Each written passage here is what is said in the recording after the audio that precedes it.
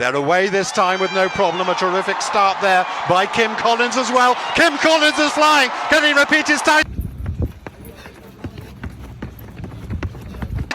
He's got Jamaican challenge though. It's not going to be.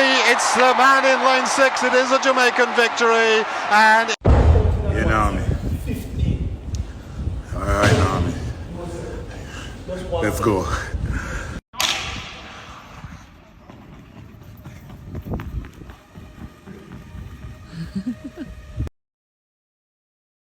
The man the world called a lightning bolt, the human highlight reel of sprinting, walked into the 2012 Jamaican Olympic trials as the undisputed king of speed.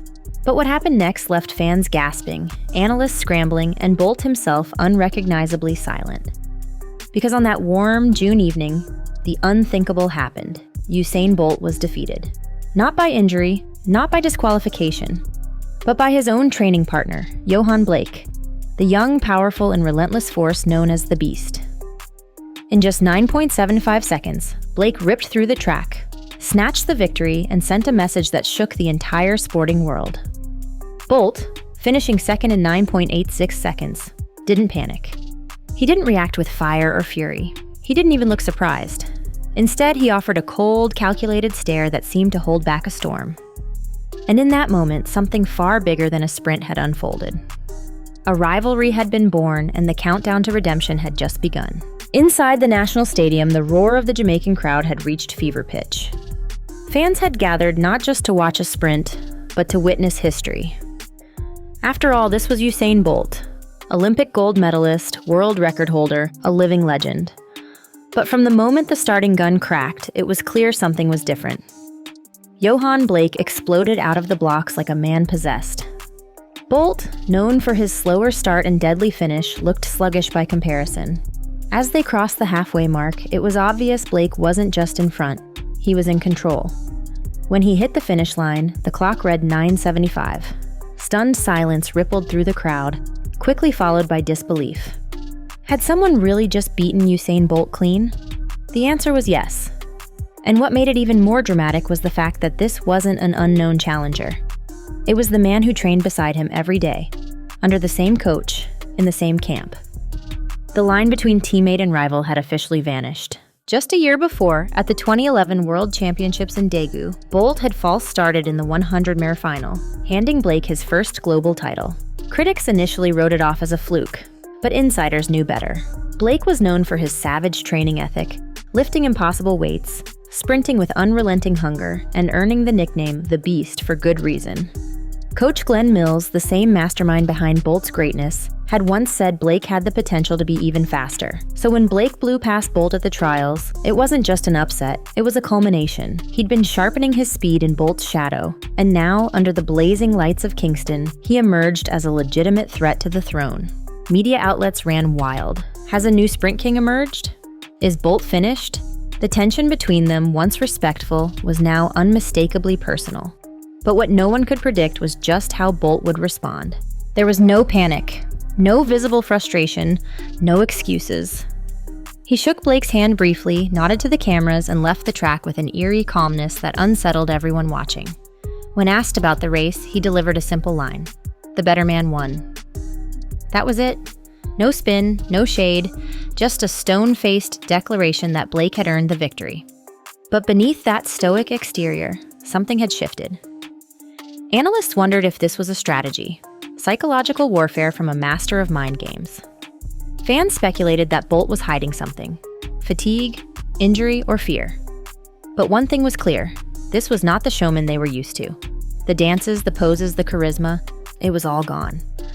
Replaced by a laser focus that hadn't been seen since his record-breaking run in Beijing. The Sprint King had been humbled.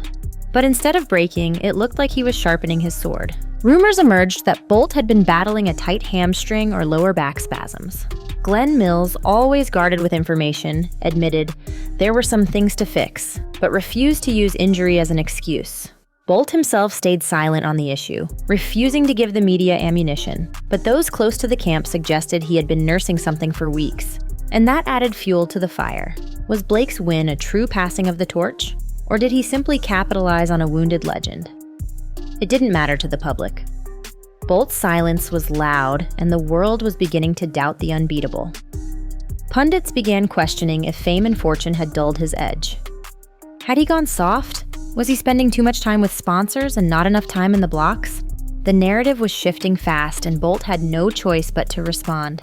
But he didn't do it in front of cameras. He did it in training. Alone, in the dark, preparing for war. Bolt had been their golden boy, the face of their nation, the man who put Jamaica on the map like no one before him. But after the loss, headlines questioned his discipline. Some claimed he was more interested in clubs than championships. Others said he had lost the hunger. Even his physique was scrutinized. Too relaxed, too distracted, too rich. Meanwhile, Blake was the new hero, the underdog with grit, the beast who beat the boss. The media frenzy created a division. Team Bolt versus Team Blake. Fans argued in the streets, on the radio, and across social media. Every move Bolt made was dissected. But instead of lashing out, he disappeared. He skipped press tours, canceled meets, focused on one thing, getting back to his best. Because deep down, he knew the only thing that would silence the critics wasn't a statement, it was speed. Bolt and Blake still shared a coach and still trained side by side. But the camaraderie had faded. What used to be friendly competition was now cold rivalry. They barely spoke during drills. Their interactions were short and tense. Every rep became a statement. Every stride felt like a declaration. Coach Mills walked a fine line, trying to balance egos while pushing both to their limits. Behind closed doors, Bolt was putting in work like never before. Night sessions, extra weight work, technical corrections. He wasn't just preparing to win, he was preparing to destroy. Meanwhile, Blake continued to build momentum, confident he had cracked the code. But what no one saw coming was how badly Bolt wanted revenge and how silently he was plotting his return to glory. With the world watching, Bolt stepped onto the Olympic track, carrying not just the weight of his country, but the burden of doubt. The same people who once cheered him now whispered about his fall. And yet, when the gun fired, all of that vanished. Bolt delivered one of the greatest Olympic performances in history. He crossed the finish line in 9.63 seconds, a new Olympic record, and left Blake, who clocked 9:75, staring at his back once again. Bolt didn't celebrate wildly. There were no over-the-top gestures, just a silent nod and a stare that said it all. The king had returned. The loss in Kingston wasn't a fall from grace, it was a wake-up call. A moment that reignited the fire, humbled the icon, and reminded the world why legends are built not just on victories, but on how they respond to defeat. And with that single run, Bolt didn't just win gold. He reclaimed his throne, rewrote the narrative, and cemented a legacy that would never be questioned again.